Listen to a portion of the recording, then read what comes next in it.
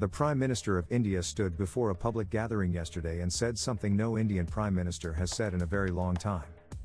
He asked ordinary Indians to stop buying gold, to cancel their foreign holidays, to work from home, to take the metro, to stop using chemical fertilizers, to reduce cooking oil, to buy Indian products only.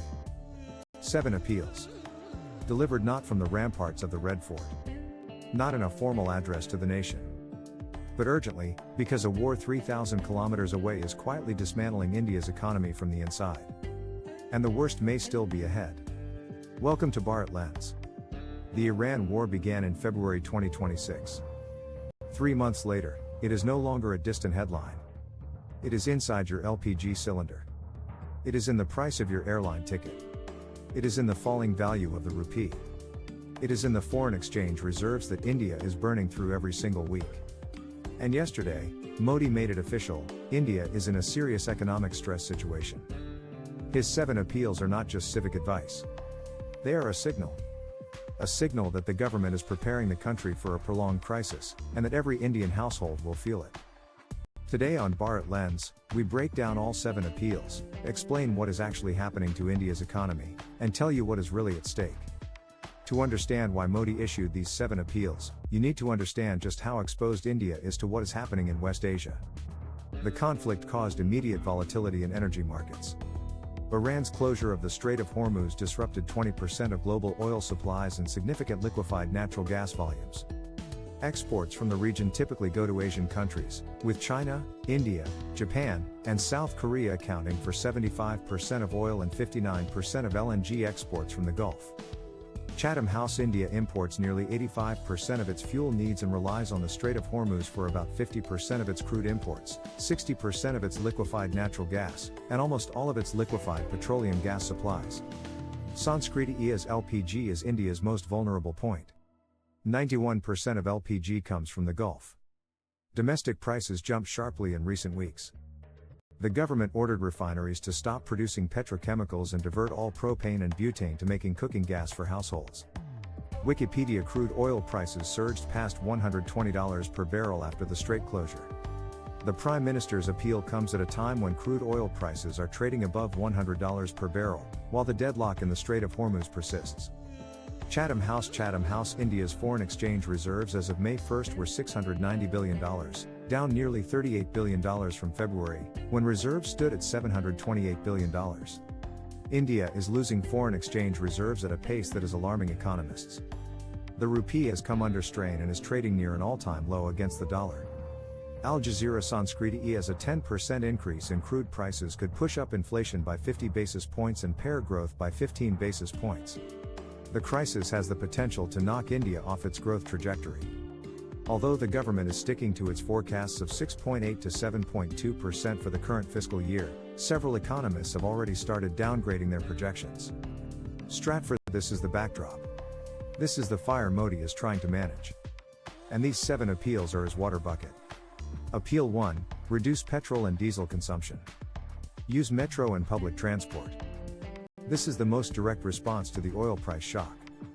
India spent $174.9 billion on crude and petroleum products, 22% of its total imports, in the financial year ended March 2026.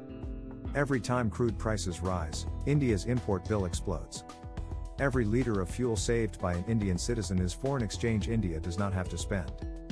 Modi is asking people to carpool, use buses, use the metro, work from home where possible, anything to reduce the demand for imported fuel. The government has so far resisted raising retail fuel prices at the pump to protect consumers.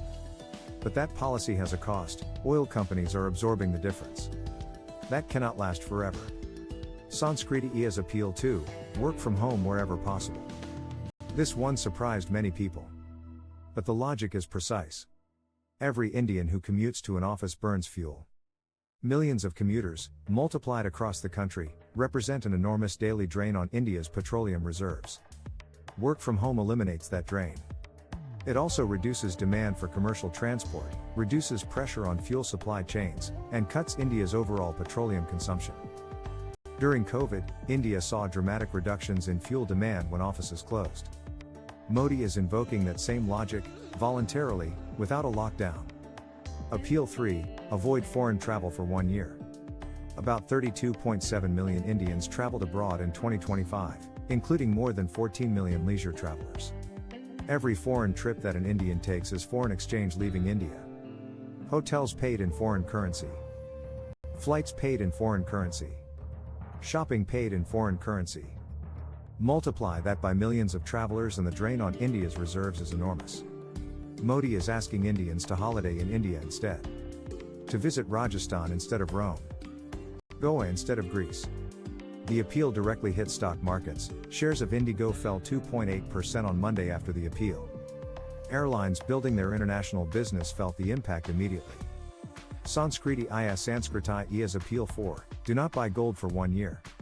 This is the most striking appeal. And the most economically significant.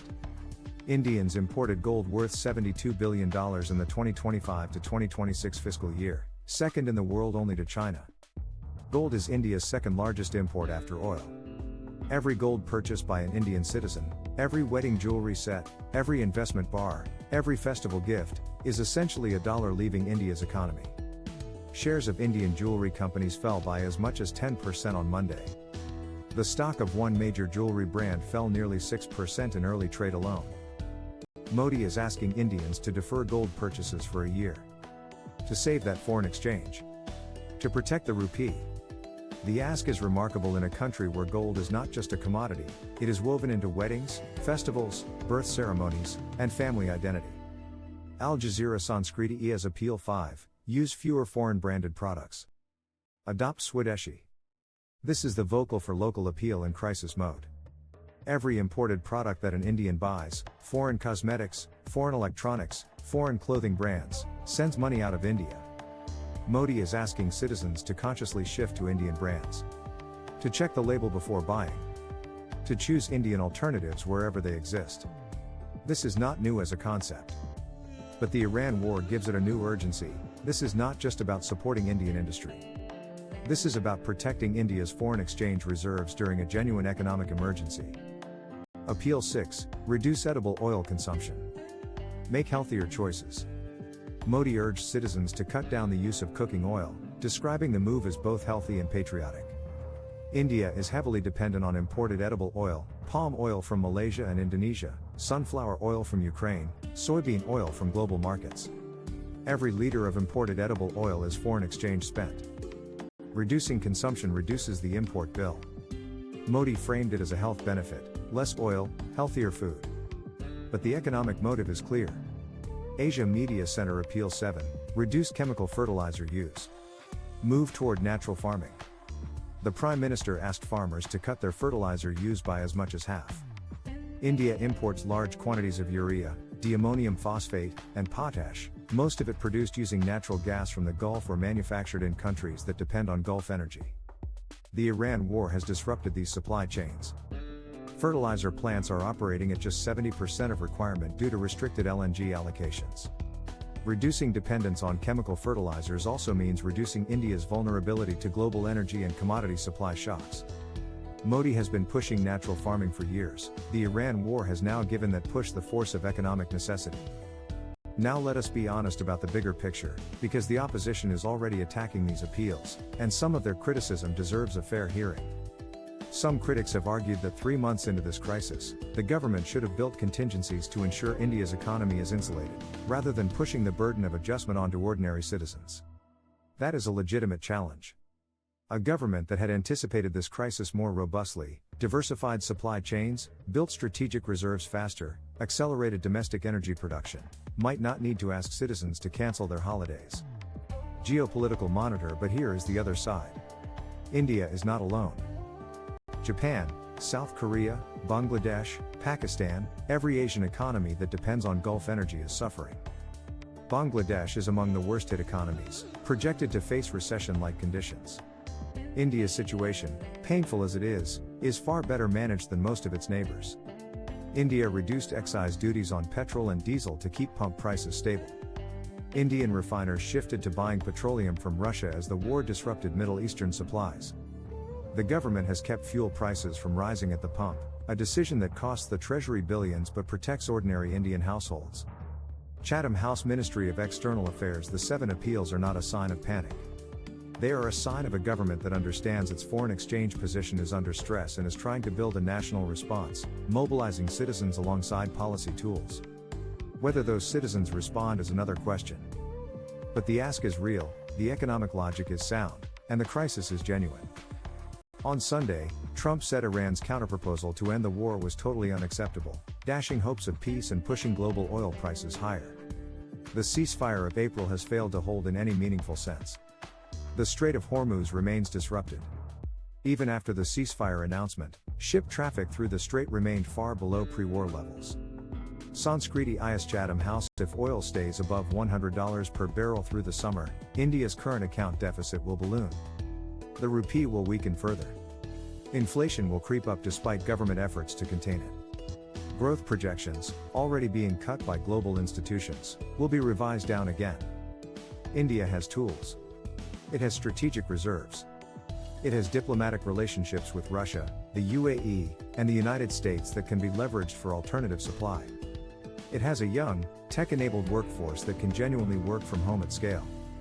It has the world's largest domestic tourism market waiting to absorb the spending that would otherwise go abroad. Every one of Modi's 7 appeals, if followed by even a fraction of India's 1.4 billion people, would make a measurable difference to India's balance of payments. The question is whether Indians, accustomed to fuel at stable prices, to foreign holidays, to gold at every celebration, are willing to make these adjustments voluntarily. In a democracy, sacrifice must be chosen, not imposed. Modi's 7 appeals are not the language of a comfortable government. They are the language of a government that is staring at a serious foreign exchange stress situation and is being honest, at least partially, about what it will take to get through it. The Iran war is not India's war. India did not start it. India did not want it. But India is paying for it, in higher LPG bills, in a weaker rupee, in drained forex reserves, in slower growth. The world's biggest wars are not always fought with missiles. Sometimes they are fought at the petrol pump. Sometimes they are fought at the gold jewelry counter. And sometimes they are fought in the decision of whether to book that foreign holiday, or spend that same money inside India. Here is what I want to leave you with. Modi compared this crisis to COVID. He is right to do that in one specific sense. During COVID, India's citizens made extraordinary sacrifices, quickly, collectively, without being forced. The question for today is whether that same national spirit can be summoned again, not against a virus, but against an economic crisis created by a war in West Asia that India had no part in starting but cannot afford to ignore. Will you respond to these 7 appeals? Tell me in the comments. And if BharatLens gives you the full picture when everyone else gives you headlines, subscribe. This is the lens through which India sees the world.